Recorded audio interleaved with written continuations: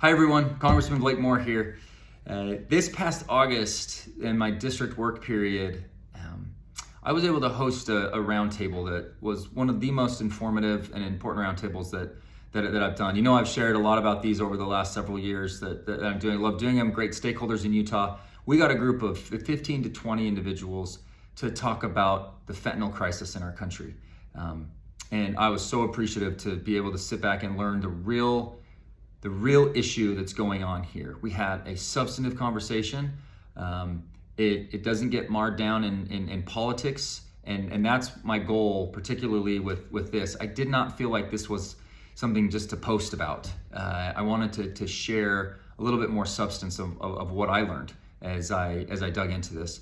I had a meeting with a group of Weber County officials earlier this year, and the North Ogden police chief, Dirk Quinney, pulled me aside and said, "Hey, listen, Blake, I just wanted to quickly share with you that I'm seeing things that I had, that they're just scaring my officers and me about fentanyl.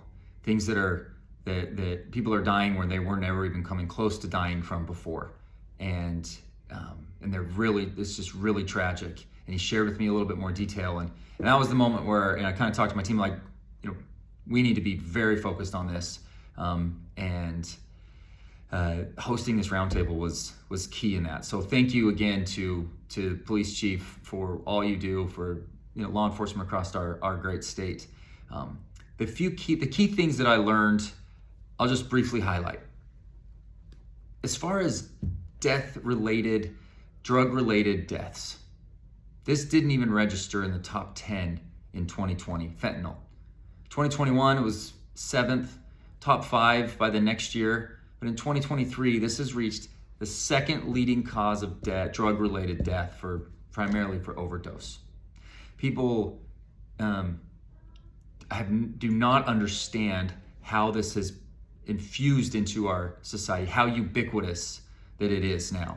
And that was the big takeaway for me, was how prevalent this is within our neighborhoods. So the how that happens and why has it happened so rapidly. Fentanyl is a different type of drug than another type, particularly an opioid or something where you have fields of opium that in China that would, harvest this. I'm not an expert in that side of it, and that's what explained to me where there used to be, large fields. This is stuff that's manufactured in a lab. It's more chemical based, and the raw product comes in an abundance directly from China. The vast majority of it comes from China to Mexico.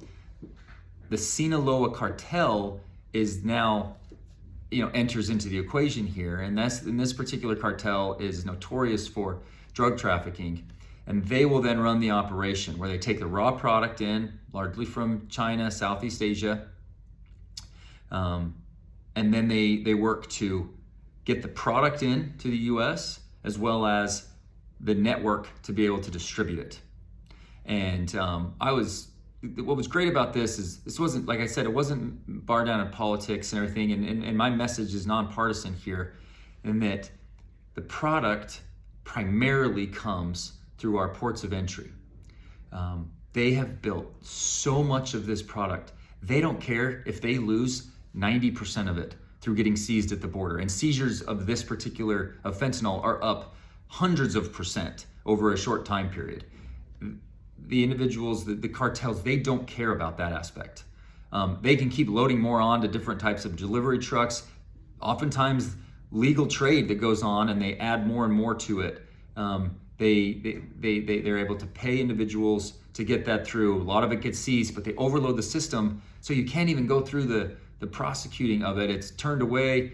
The volume is so insane that you can't even necessarily deal with it. So they're able to get that product in. Then you have a porous border, and I've been very clear about this for several years, about we're not enforcing our border policy enough, where illegal immigration is allowing for too many people to get duped or leveraged by the cartels to get in here saying, hey, you'll get a court date at some point or whatever. And a lot of people get put in our country and through the border, and they become part of the distribution. Sometimes there is other legal individuals here that are doing the drug dealing, and other illegal immigrants that get it. Once the product comes in, there's the network that exists, small payments, get this product to this various community, and that's why we're dealing with this across the country.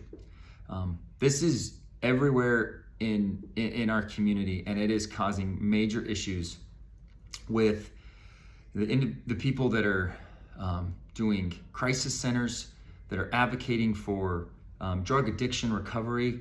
This is it's so disheartening to see such a rampant rise of this, and at the same time watching these folks so passionate about solving this problem. And so I'm just so appreciative of them sharing with me how the network is going and what's going on. So what do we do about it? Well, we've already passed legislation in Congress that classifies it in a certain way that will help some of the law enforcement in criminalizing what we need to be able to criminalize for it. I want to make sure that continues to go through. I'm doing this primarily because the things that I heard from this group was we just need to make sure we educate folks on it. And so I want to use whatever outreach that I can to share something, a really important substantive message about this fentanyl issue. We need to make sure we're focusing on treatment. Individuals can get the types of kits, the medicine kits that can counteract this as well. Law enforcement can get what they need to be able to test for it. And people in our community care deeply about this. They're aware of this, and we just want to make sure that those of us, that we're all just focused on, being aware of this. This is a scary thing, and I'm hopeful that I can, do my part to help communicate what we need to be doing. Our state officials, our law enforcement, the ATF, these people are dedicated individuals, and I'm just so grateful that they're willing to. And I'm grateful to Chief Quinney for bringing this up to me. So thank you. I hope this has been helpful and informative. And do not hesitate to reach out to our office for any follow-up. We need to enforce border policy. We need to make sure that we have the funding and the testing in the place to be able to better address this. We got to come out of this in a positive direction in the years coming forward. Thank you.